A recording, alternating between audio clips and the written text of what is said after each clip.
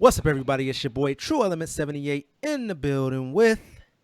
Ladies and gentlemen, I am your reigning and defending Mondo Lucha Hall of Famer, the X-Man, Xavier Mustafa. And I am the Ivan Drago of Legacy Pro Wrestling, the natural, Chris Black. This must be the Creed 2 version of Ivan Drago. But anyways, today we are here No, to... this is first fight Drago. Always the first fight Drago. No, not the second fight. Anyways, you are tuned to a very special episode of Saturday Night Slamcasters. As you are aware, if you're listening to this, we have been reviewing the WWE's Ruthless Aggression Era docu-series from the WWE Network. Today we're here to review episode 4, The Next Big Thing. Of course, I guess it goes without saying this is season 1, which means we're going to have one more episode left to review after this episode. So make sure that you are subscribed here on YouTube and that you rung that bell so you're notified whenever we upload new content. And as the title suggests for this episode, The Next Big Thing, this episode covers the 2-year run of the Beast, Brock Lesnar. Now, what did you guys think about this episode? They start pretty much with his time in OVW, Ohio Valley Wrestling, with Jim Cornette. Well, actually, they start with his collegiate wrestling career. Maybe that's where I should start. And how the WWE were seeking to recruit him out of college from the University of Minnesota because he was breaking all types of records. And they ended up getting him and placing him down at OVW to begin his road to professional wrestling. What you guys think about the beginnings or the way they covered the beginning of Brock Lesnar's career? Any information that you hadn't really known prior? There was nothing new that I learned from that. Like, I've listened to Jim Ross's podcast where he's talked about Brock Lesnar. One of the things they did not mention is it wasn't like the WWE was like, hey, let's watch this guy Brock Lesnar for his last 6 months of school. No, they followed that dude for a long time before they actually hired him, which I thought was a little different because I don't think they really follow anybody that long without going ahead and sign him. But I know they were waiting to kind of see what he was going to do. But they had interest in him for a long time. I thought the most interesting thing from the first part of the documentary was how Brock Lesnar has always been the kind of guy who's like, this is what I want, give it to me or I'm gone. He basically gave them ultimatum once he was in OVW for long enough. He said, look, bring me up or you can kiss my ass. And they brought him up. I like how they were like, he was tired of OVW money. Yeah. Well, can I ask you guys, after watching this, can we say that Brock Lesnar is the last big star in this business? Like now or from then? Now. He's the last big star of the business. That was created, you mean? Or yeah, or anyone who's a major draw. Or just around right now. Is that what you're saying? Yeah, just the biggest star in pro wrestling. Like his name still Cena. Moves the needle. I would still say The Rock, even though he's not around, but I still think The Rock and Stone Cold still hold the number 1 and 2 spot. But I think he's definitely a number 3. I think the issue with Brock Lesnar right now is I think he's kind of being overexposed, even though he's not on TV that long. What I'm saying by the last one, like The Rock he's basically retired. Stone Cold is retired. Brock Lesnar is the last one actually still actively wrestling. Oh, yeah, true. Then yes. I guess, like I said, it would be him or Cena. Because they're both from that same era, which we already covered, John Cena. And Cena's had a much longer run to get ingrained. Of course, Brock Lesnar's gone on and done other things, but he hasn't necessarily crossed over from combative sports like John Cena has. John Cena's done everything from hosting Nickelodeon awards to movies to wrestling to rap albums. So I'm glad you brought up John Cena because with this documentary focusing on Brock Lesnar, you kind of see the stark differences between these two. John Cena has a deep love for professional wrestling. He loves this business. He's always wanted to get into this business. Brock Lesnar, as you watch this episode, and if you didn't know already, he doesn't have the stereotypical love for the business that most of the boys do. He's in it for the money. Which also, Yep. from what you guys say about a lot of wrestlers, I guess you gotta have passion to do it, but for the most part, all of them are in it for the money, and we see that even nowadays with people who aren't creatively satisfied with wrestling in the WWE, but they stick around for that money. But yeah, so they covered the beginning of Brock Lesnar's career from the University of Minnesota. They sign him, put him down at OVW. He gets tired of OVW, feels like he's learned everything that he could possibly learn down there at OVW. So they bring him up to the main roster. They have him wrestling dark matches. And then eventually, they brought up how he was getting a lot of bad advice when he was brought up to the main roster and wrestling these dark matches from veterans who were more concerned with keeping their spots. And Brock was taking this advice and wasn't really progressing or getting anywhere. And then they bring in Paul Heyman, who pulls him to the side and starts giving him some other advice. And Paul Heyman tugs on Vince McMahon's coattail and said, hey, check out this kid's match. Vince watches it, likes what he sees, finally brings him to the light from out of the dark matches to come out the night after WrestleMania, interfere in a hardcore match and destroy everyone in the ring, especially Spike Dudley taking those power bombs. And it's an iconic segment, in my opinion, between him beating up Spike Dudley and then the following week taking out the Hardy Boys, which I was mad they didn't show in here. But yeah, so what do you guys think about how they talked about Brock came up to the main roster and was getting all this bad advice from people trying to hold on to their spots? And also have you guys inserted in here, when you guys got into the business, was there anybody that you felt may have been sabotaging your career? And then who gave you guys some of the best advice of your career at that time to get you on track? You want to take this, Mustafa, or you want me to go first? Yeah, let me break down these 14 questions he just asked. So as far as Brock Lesnar getting bad advice, I'm not surprised. I mean, even since the days of, the NWA and all the territories and all that stuff, you've always had people fighting to get their spots, so they'll do whatever they can. So I'm totally not surprised by that. As far as me coming up in the business, I learned very early on, and because I don't really trust people initially when I meet them, I always assume that somebody's giving me bad advice until I can prove otherwise. So what I would do is I would take in what people would say and then kind of put it through my own filter and figure out, okay, is this legit advice or not? One of the things, like when I started wrestling, it was like, oh, you gotta wrestle like a big man. You gotta wrestle like a big man. You do too many flashy moves to be a big man, blah blah blah. So I kinda had to be the slow, groggy, stupid big man for a little bit until I started to get a little, I guess you could say, clout in the business. And then I started to change it and work some of those things in. But I mean, what ended up happening was what I was doing at the beginning was the same thing around the same time. You have people like Samoa Joe and people like that, where these big guys were changing the business. So I was really, I don't want to say ahead of the curve, but I was pretty ahead of the curve. But I had people give me some bad advice that took me out of the curve, I guess you could say.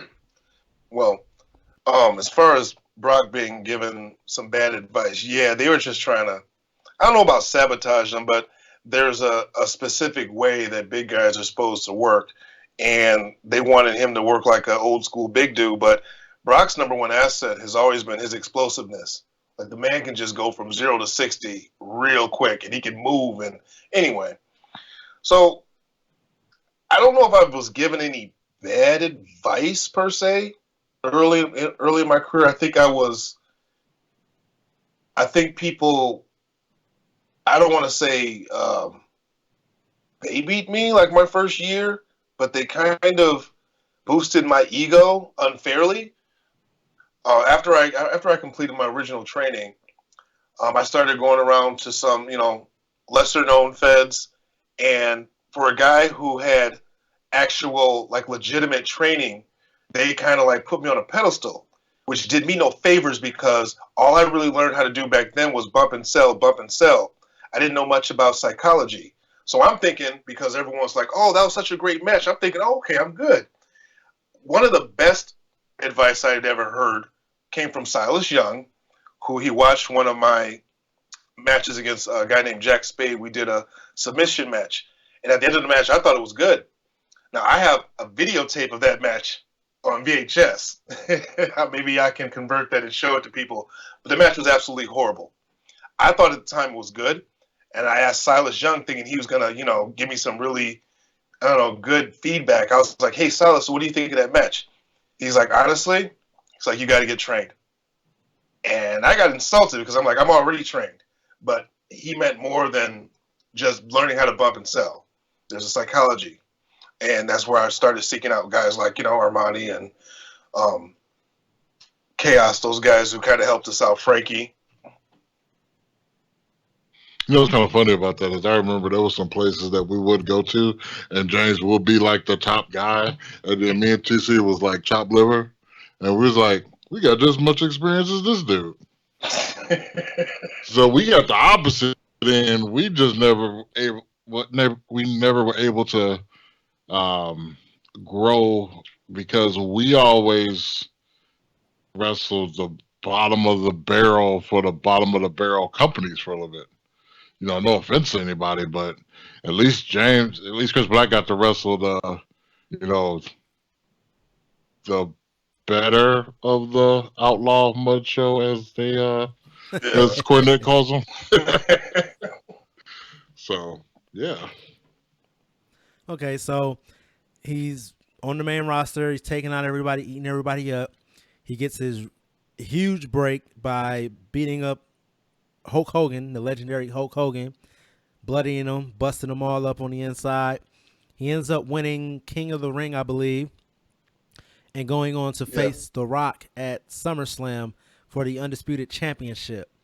He goes into SummerSlam, defeats The Rock, 1, 2, 3 in the middle of the ring, becomes the youngest WWE champion in history at the time, which basically he took The Rock's record. The Rock had been the youngest reigning WWE champion at the time.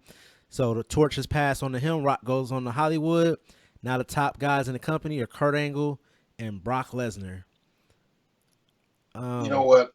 Go ahead. During that match, I remember that match with against The Rock at SummerSlam. And just because of the way wrestling normally goes, I'm like, oh, there's no way Brock is beating The Rock because it's too soon. I completely thought The Rock would give Brock Lesnar his first loss. But as history has shown, I was wrong about that. It was kind of funny how they talked about how the crowd turned on The Rock that night. I have this match on VHS. I'm going to have to bust that out one day if I can find a VCR. Because it did, to me, it sounded like they tweaked the audio a little bit. Maybe they just enhanced it so you could hear it more. But I don't remember the crowd turning, but I could be wrong. I don't remember. No, they made that up. I remember the crowd cheering for Lesnar a little bit, but I remember it being maybe 60-40 for The Rock. So yeah, we have to go back and listen to that. So I can't trust the network because they probably doctored that up. Yeah, so I don't really, like I said, I don't really recall. So Brock goes on. He continues to beat everybody and eat everybody up until he gets to face the Big Show at the Royal Rumble, I believe, in Madison Square Garden. And Paul Heyman helped the Big Show win the WWE Championship from Brock Lesnar, and that's when he turned on him, which that was interesting even at that time that was the direction that they decided to go in.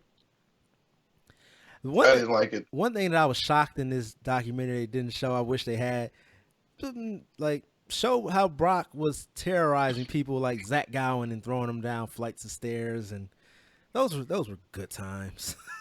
That was the best part. Right. They didn't show him throw Zach Gowen down the stairs.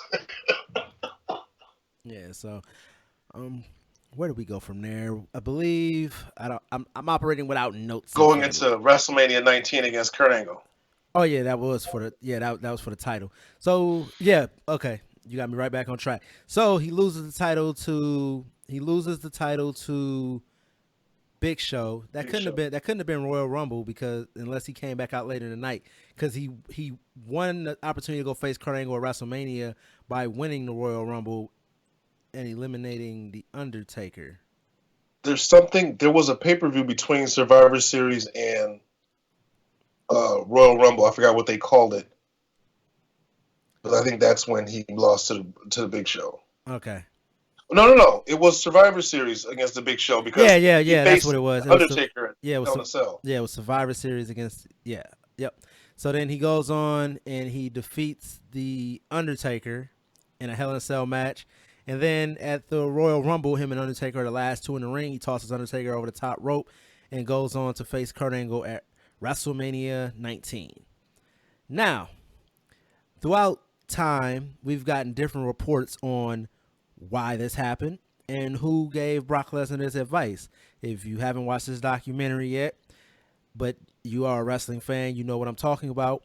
At WrestleMania 19, Brock Lesnar went to go hit the move that he had used as his finisher in OVW, which was a shooting star press, and he missed it and landed on his neck.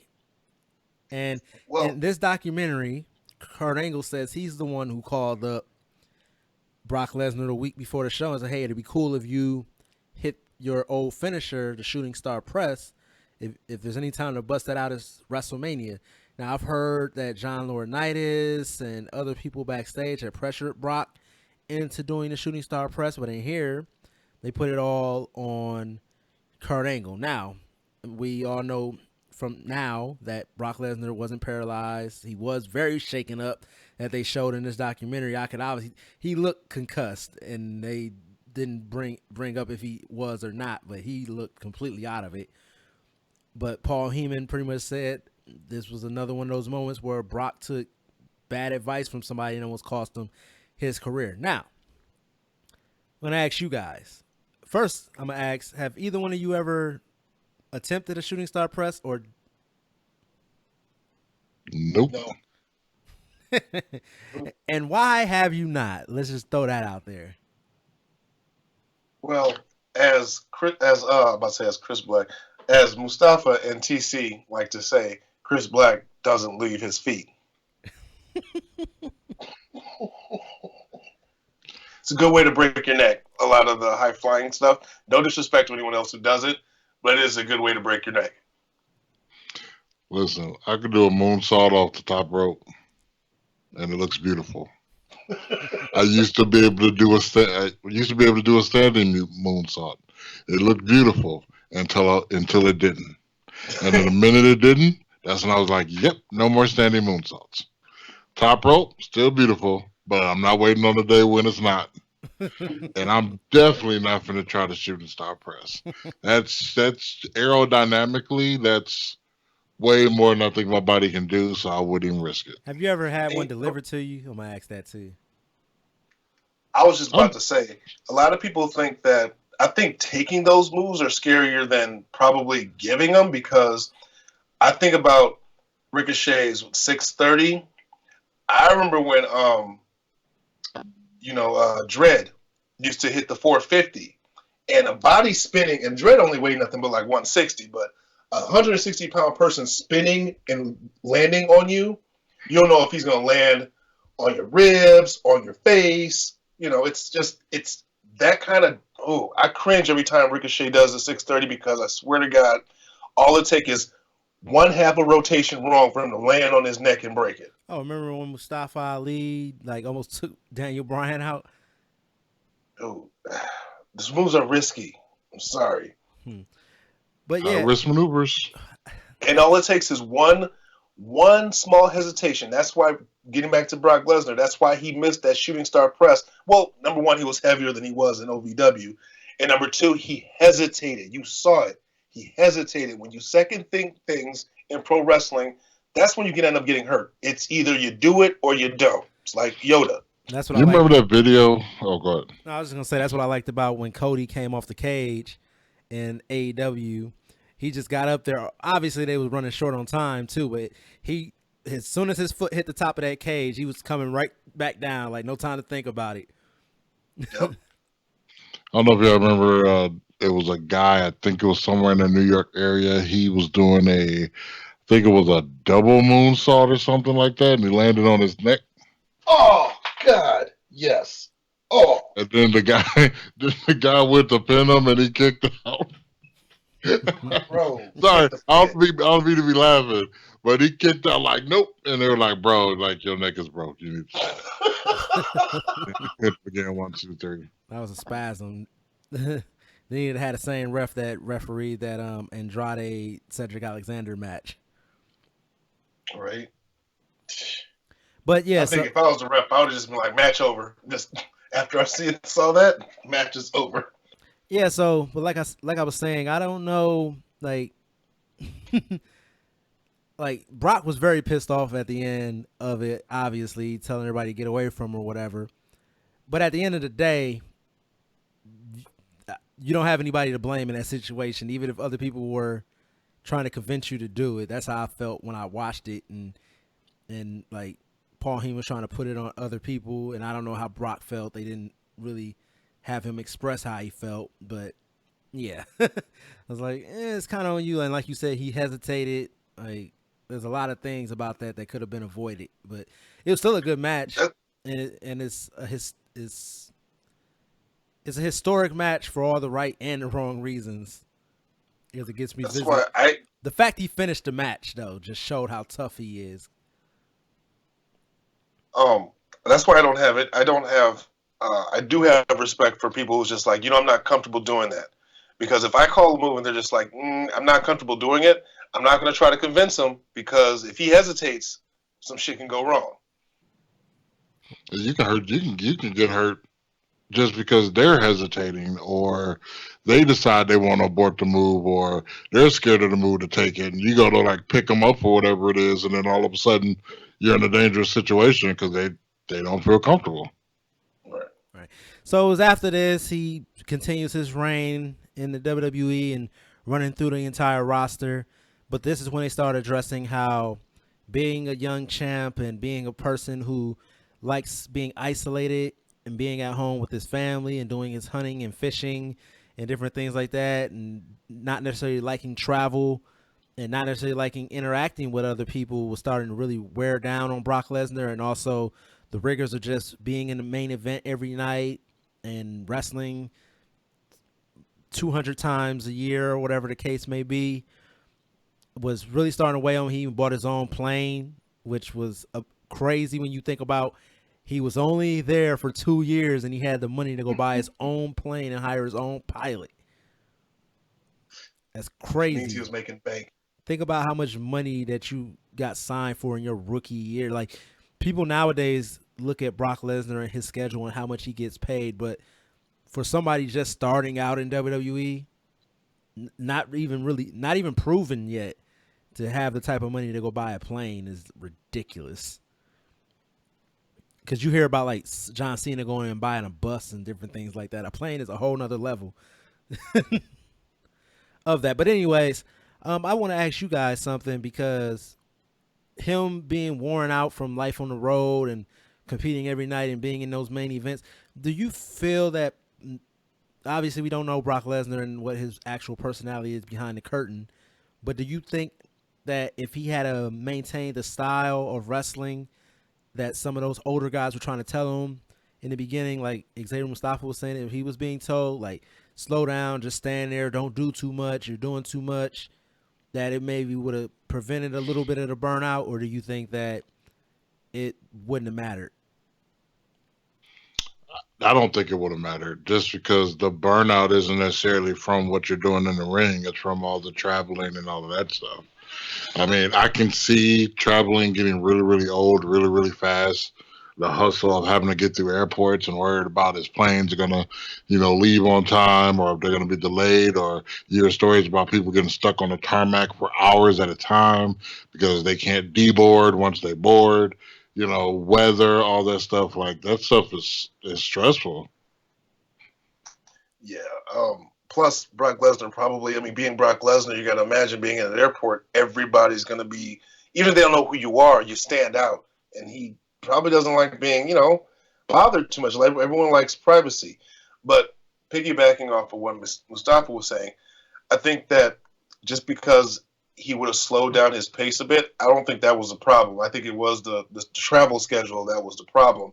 Brock Lesnar was a stud back then, and he didn't really do much to really do too much damage to himself. I mean, his style was pretty aggressive and very high impact, but well, I guess I can't speak on that because I don't know Brock Lesnar's body, and he might. I mean, you wrestle that style 4 or 5 times a week. Yeah, your body's gonna break Well, you down. also got to think that he had that liver disease too. That you don't know how far it progressed at this point either.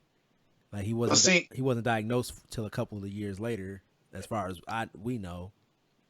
right, and plus, this is where the whole he doesn't have the same love for the business as everybody else kind of really starts to show himself because anyone else would basically give their left and right nut to get booked like him, to get paid like him, and to get pushed like him. Like anybody in this business would love to have Brock Lesnar's spot.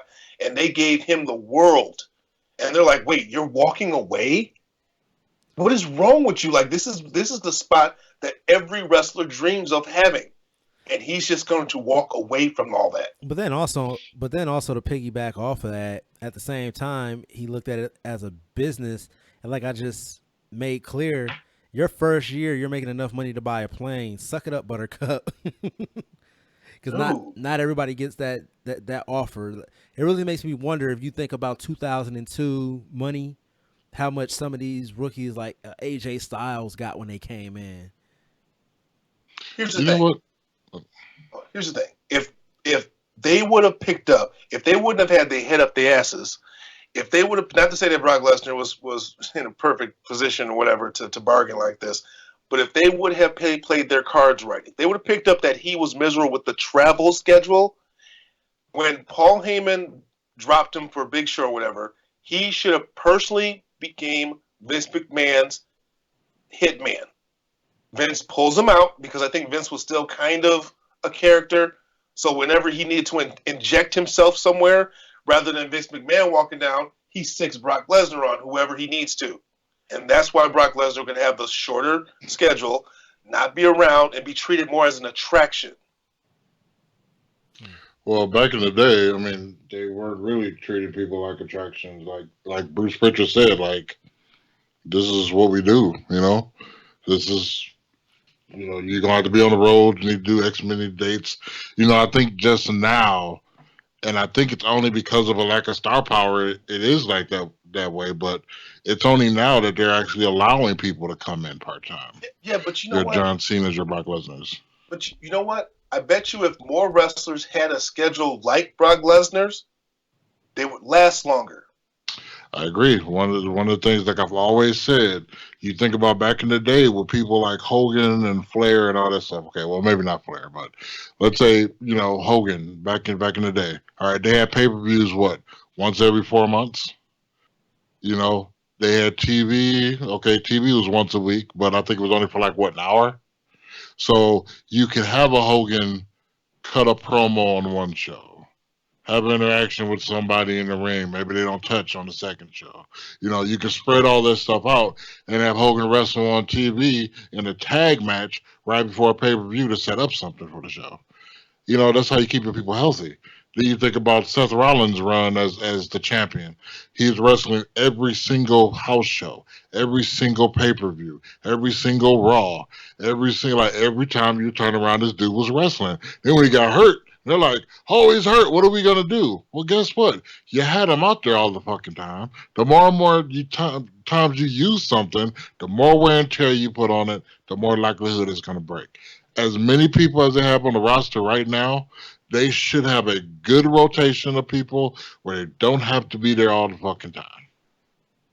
I'm getting sick and tired of people always saying, well, the reason why they have to have the champ on all the shows is because that's the star power, that's the draw. No, if the title is the draw, you're booking wrong. The title is not the draw. The wrestlers are the draw. And until you start pushing your wrestlers and not just the title, then of course the title is going to be required on every show. I mean, all the time that Brock has had the championships and he's been on TV for months, they just put focused on the Intercontinental. Or, one of the other belts. Like, there are other belts, guys. I mean, again, back in the day, you saw the Honky Tonk Man. He was, the $1 Million Man. All those guys that were Intercontinental Champion and stuff like that. You can focus on those guys. You can focus on the Tag Team Championships. There's other freaking belts. There's other story. It doesn't need to even be a storyline for a belt. Right. Or number one contender. Remember back in the day, Remember back in the day, they used to have a number one contender. Now they're just picking people out of their ass now. Hey, go win the match. Just be number one contender. Now you just walk out there and say, I'm next. Right. But anyway, so Brock Lesnar, I forgot where we even were. Oh, yeah, I was talking about the riggers of the road wearing on Brock Lesnar. So Brock makes up his mind, says, I'm quitting. Lets them all know. So as his going away present, they book him in a match at WrestleMania 20 against Goldberg, which Goldberg was also leaving the company at the same time, with the special guest enforcer being Stone Cold Steve Austin. This is when the internet was really starting to become a thing, and this WrestleMania was held in Madison Square Garden, as Matt Hardy put it, one of the smarkiest towns that they go to. So the rumor had made it to the crowd, and they shitted all over this match, from everything from you sold out, boring, bullshit, nah, hey, goodbye. Everything was rained down on Goldberg and Brock Lesnar in this match. Goldberg goes over. Brock Lesnar gets up, flips off the crowd, flips off Stone Cold, takes a stunner. Goodbye. See your ass down the road. Now, let me ask you guys. Do you think this match was just shit because it was shit, or do you think that the fans really had an effect on this match? Because those things have been argued for ever since this WrestleMania. The match was gonna be bad. Let's not make no mistakes. This match was gonna be bad. Was it gonna be as bad as it ended up being? No, because you go out there and your job as a babyface or as a heel was to get that particular reaction from the crowd. So if you're out there trying to be a babyface, which I'm assuming, I guess Goldberg was supposed to be the babyface. I couldn't even tell you. And he's supposed to go out there and get a positive response from the crowd, and all he's getting is negative. And then the guy is trying to get the negative response. He's getting more than a negative response because it wasn't your traditional heat, if you will. And you don't get that, you're deflated. Like, it's just like, why am I you get to question yourself, be like, do I need to just hurry up, take this home? Like, am I a failure? Like, you go through all these things in your mind while you're out there, like, dang, what do we gotta do? Like, dang, who do I gotta blow in this place to get the reaction that I want? No. But at the point, it's already too late. This match was doomed for failure. Number one, because Goldberg's in the match. Number two, if you watched the match, let's say you watched the match with the sound off. The match was horrible. They had a real, just two bulls just locking up and just trying to see which one was stronger. They did the really bad shoulder tackles. The match was horrible. And is this the first time the crowd hijacked the show? I wonder. Because that was had to really be one of those early times. This is one of the most. That's when they realized they could do it. This is one of the most memorable times. But the crowd that hijacked the show, I remember it was like a Triple A. Remember when Triple A screwed Chris Jericho out of the title? Like, Chris Jericho had won the belt by the referee. Like, he said it was a fast count, and he made him reverse his decision on an episode of Raw. This was back in 2000. This is when they killed Chris Jericho's push.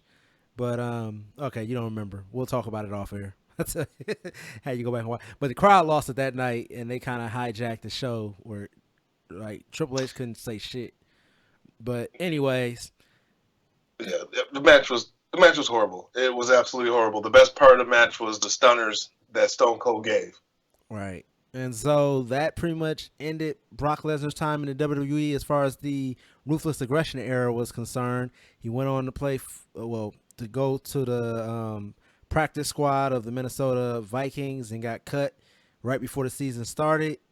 after not playing football for a decade. They made sure to express that, which is still that is extremely impressive. That in a sport you hadn't played in over a decade, you made it all the way up until the last cuts is like crazy. Even to just get the opportunity to walk on is crazy. Right. And then since that didn't work out for him, Brock Lesnar like decided, hey, I want another challenge.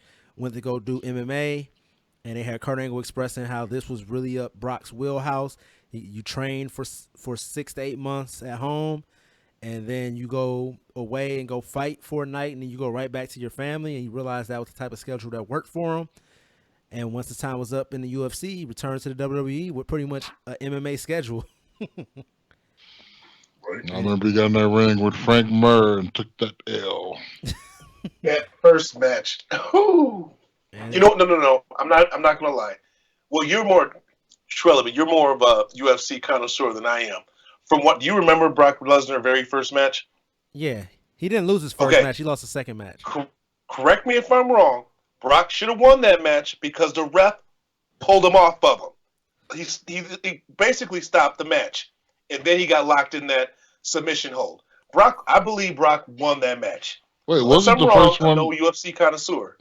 The first one wasn't his loss to Frank Mir? No, he won. He did. No, he won it. But the ref had to get Brock off of Frank Mir. Hold on, his first match. It wasn't. I don't remember his first match being Frank Mir. He fought somebody else before Frank Mir. Then he lost to my fault. Then he lost to Frank Mir, and he came back and beat the fuck out of Frank Mir. The first guy, I forgot who the first guy was, but I do know that I do remember correct because we were watching it in some sports bar.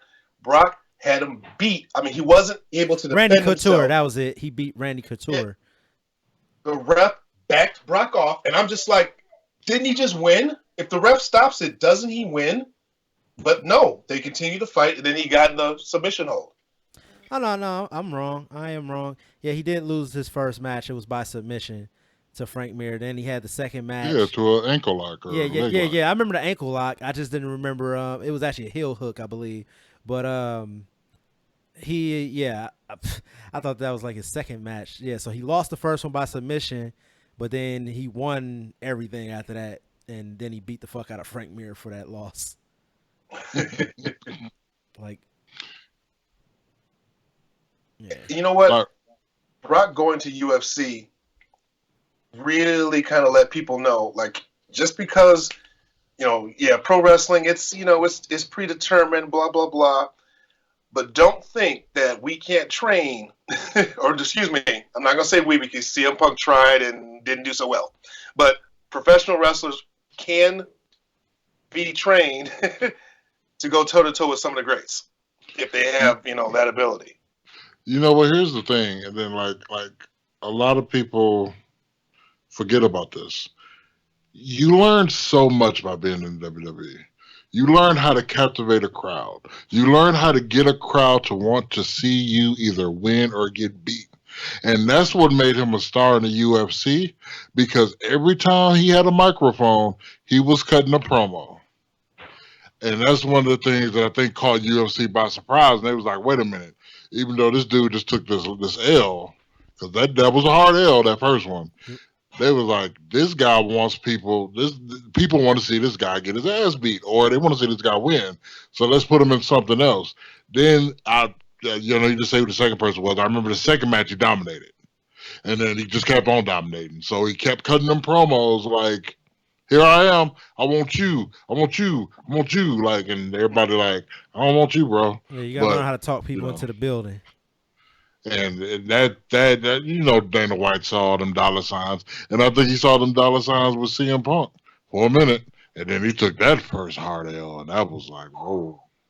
But anyway, that's another podcast. Yeah, that's a whole nother podcast. I was gonna say that's another reason that Brock got a second match, because the way that he lost was a controversial decision, and also that type of submission, to get caught in that type of submission, is not a regular type submission. It's not something that you just lose in a basic fight. Like, that's a last resort submission. When CM Punk got tapped out, that is the most basic of basics that they teach you, like day 2 of like MMA training. Don't give somebody your fucking back. You learn that. You learn that just going to lockup one time. Like never get. I'm gonna have I'm gonna have to rewatch that fight because my memory of that first Brock Lesnar fight was he couldn't stand up with Murr. He kept taking him down, but he couldn't hold him down, and then he ended up getting caught in that ankle lock or heel lock or whatever. Yeah. He took him That was down. my recollection of the fight. He took him down, started pounding on him, and then the ref pushed him off. And I thought it was over. Yeah, he made him stand back up, and it was up against the cage, and he it was nowhere for him to turn, and then he got caught in that heel hook. Yeah, so Like I don't think there's anybody maybe over him, but I don't think there was many people that could take down his takedown defense. Because once he was coming after you, you were done. This dude would shoot on you from the left side of the octagon and shoot on you all the way to the other side of the motherfucker. Like, like you going down. yeah. Brock I don't know is if you very know that. fast. He is. And for him to be his weight, to be his height and his width, that is a massive dude. He was dwarfing everybody. Until he It got was in there like with y'all Alistair. can't be the same weight class. It's like watching Zangief on Street Fighter, just big for no reason. Yeah. So overall, what were your takeaways on this episode? For me, it didn't shed any extra light on anything I didn't already know already. But I mean, I'm still a fan of Brock Lesnar. I think he's had an interesting career. I think it did it justice. Yeah. It put into perspective for me that Brock Lesnar should be in the Mount Rushmore. He should be at least in people's top 10. If he's not, you're wrong. And for me, it made me put him in my top 5. When you look at all the things he accomplished in a year, just a year, we're not even looking at the 2 years that he was there, but he won the World Heavyweight Championship after being in the company for only 6 months. And we were talking about this off air, but I'll just bring it up. Like that's very impressive. And then he also won King of the Ring, and then he won the Royal Rumble. He did all of those things in just 2 years, and then he pretty much left. Like you can argue that maybe it was his prime, but you can even say he left before his prime, and then came back once he was beyond his prime and is still there, and being a bigger draw, having more star power than everyone else on the entire roster. You know what? Maybe just to add to what I was saying earlier, I definitely think he's in the conversation maybe for the top 10, but I don't know if I could say he's in my top 5. He's definitely an interesting and intriguing character, but overall, his body of work just in the WWE/WWF, I don't think it's all that impressive compared to certain people. I don't know. I feel like I'm sounding mean, like I'm trying to talk bad about him. I'm not, but I'm just saying, like when you compare what he's done. I'm personally gonna send this to his farm, just so you know. So That's fine. That's fine. But you, you look at people like Ric Flair, 16-time world champion.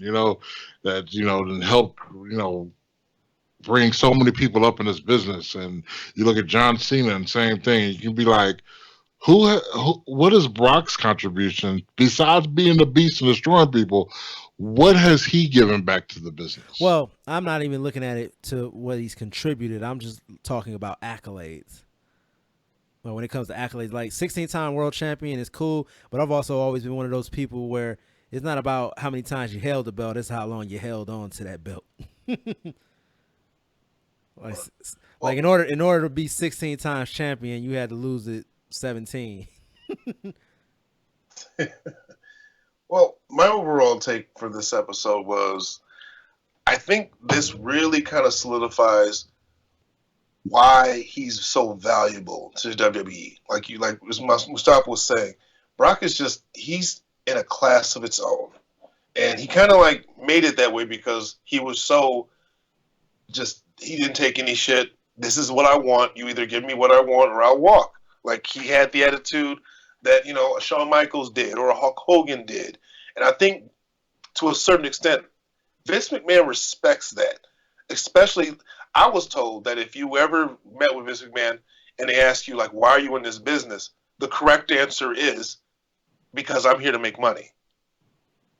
And because if they figure, because if you make money, that means they're making a hell of a lot more money. So if your objective is to make money, you're going to get far in this business because that's your drive. But I have to add, you have to also have that love. And that's one thing that Brock, from what I can tell, he does not have the same love for this business. He may respect the business, but I don't think he has a love for the business. And the other person that people said used to be that way was the Ultimate Warrior. Not to say that Brock is anything like the Ultimate Warrior, but you can tell from both of those gentlemen, they were all about the money. They could probably care less about the brotherhood, the camaraderie, and all that other stuff that makes pro wrestling what it is. But I can understand now why Brock Lesnar is booked the way he is. I mean, he fits the part. But now, I think that it's time to find a new beast. I think now is the time for him to pass that torch. I do want to add something too that because I'm gonna give credit where credit is due, and if Tru Element is the hater that he is, and he says it's to Brock Lesnar, I want him to hear this.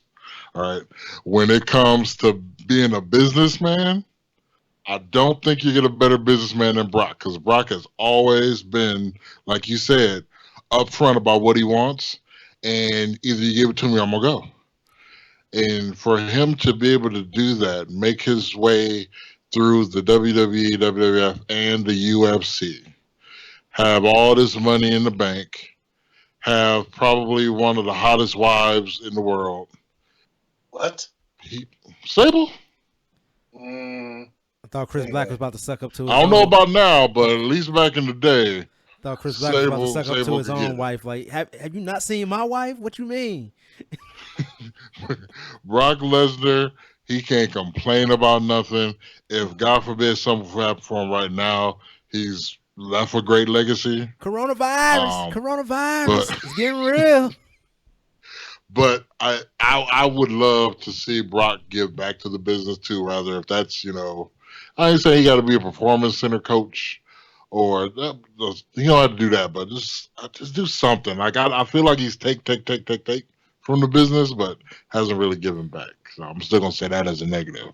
But I don't know. I'm pretty sure he's sleeping very well tonight, despite what I said. He let Roman Reigns defeat him to try to get him over. Man, he's done enough. Please, he put Goldberg over huge with that 2-minute squash or 1-minute squash. Well, I also just looked up. So Brock Lesnar's WWE record all time, if this is accurate, is 156 wins, 60 losses. I can believe that. There's only a handful of people that have pinned Brock. Yeah, so that's an impressive record, Ryan. Yeah. Brock Lesnar can also say that he wrestled the wrong one-legged guy. Y'all don't know the John Laurinaitis hiring the wrong one-legged wrestler story. No. You know what's interesting that they did not bring up when Brock Lesnar left WWE? He actually spent a very short amount of time in Japan. And won the WP. Did I say that right? Yeah, that World Heavyweight title. I think that's because I think they got heat with everybody in Japan. I think WWE is like, don't say anything about Japan. Just like don't say anything about Benoit, Japan, none of that. All banned words. You can't even say Chris Jericho. I heard that's banned now. So, anyways, you guys want to give out your social medias?